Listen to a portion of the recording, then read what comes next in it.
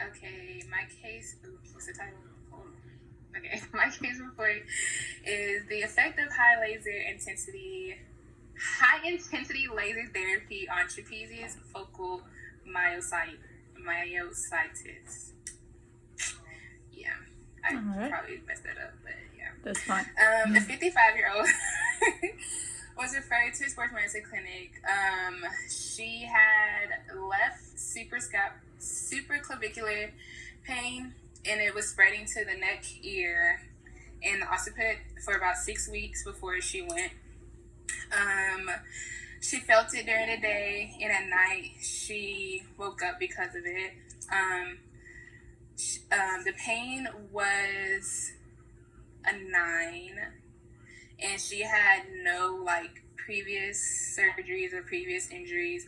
But 6 years before the pain started, she did fall, but she was in an arm sling. It says for the drug history, she's been taking aspirin for 10 years. It said there was severe tenderness on the upper trap, especially in the insertion around the clavicle.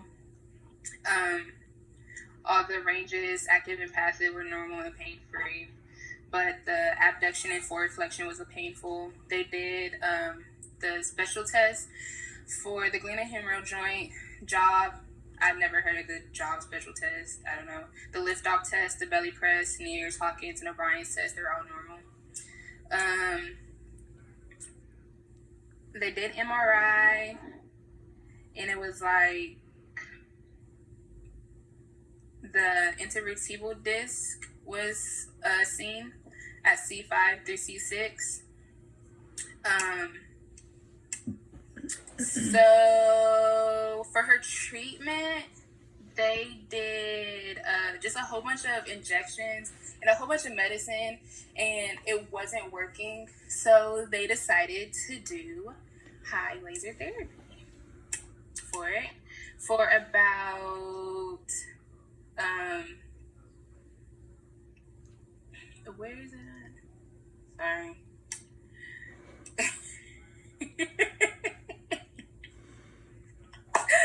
They did laser therapy for 8 sessions, and she said the pain was reduced after 3 to 4 sessions. So the pain was a 3 out of 10 instead of a 9 out of 10. They said at the 8th session there was a dramatic decrease. So, and then her pain went to a 1. So that was really good. And she said there's pain completely disappeared after week 1 of the laser therapy. And after 6 months of it, she had no pain, no tenderness, or nothing in that area. They're doing construction up there, so I don't know if you can hear it. It's just basically saying that high laser therapy is really good for focal myositis, and they said it's really rare in upper extremities, and it's mainly in lower extremities.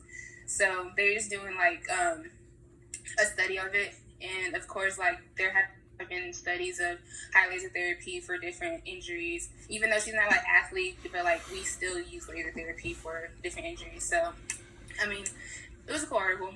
That's cool. Yeah. Mm-hmm.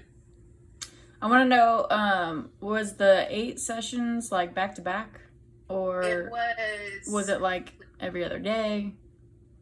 It was every other day. Okay, that's cool. Mm-hmm. And then pain significantly reduced after 3 to 4 sessions. Interesting. Mm-hmm. Cool. I like that because I got to experience laser at CTO a lot, and it was specifically for wound healing. And I got to see an open wound, basically, in the closing phase, almost. So, that's cool. Yeah, it was pretty cool. So, I kind of like laser if I knew how to set it up. But a lot of people are still iffy on it. Yeah. So, I think there needs to be more studies on it and stuff. But if it were me, I would say that it's probably a good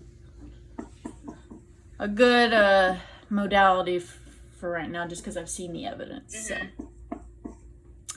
Anyway, so I did case report over unusual mechanism of injury resulting in a thoracic chance fracture in a rodeo athlete. Now, chance fracture is a type of vertebral fracture that results in excessive flexion of the spine. So it's basically like an excessive force causes like your vertebrae to like crack, basically. So basically it was an 18-year-old male rodeo athlete. He was says it somewhere. He was off of a horse. So he's a horse rider. I don't know what it's technically called. But basically, have you ever seen rodeo? Yeah. Okay, so you know when they're like it's called the chute, where they're in the little thing before they open the gate. Okay, so when he was in there, the horse bucked him into the chute, and it pinned his legs and caused him to go forcibly flexed. It said in quotation, extreme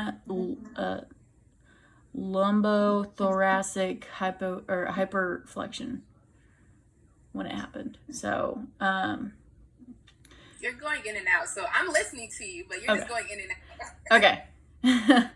I don't know why this is an unusual mechanism of injury, because chance fractures are caused by excessive flexion of the spine. So I don't know, maybe it's where the actual fracture was. It was at a T12, so really close to your lumbar, right down there. So the patient had to go into a open reduction and fixation of the thoracic fracture. So the posterior was stabilized and obtained with a non-segmental instrumentation. I don't really know what that means. But basically went in and had like screws and bolts and bars and stuff in his spine. But yeah, so it was one of the first reported diagnosis of the T12 chance fractures in a rodeo athlete.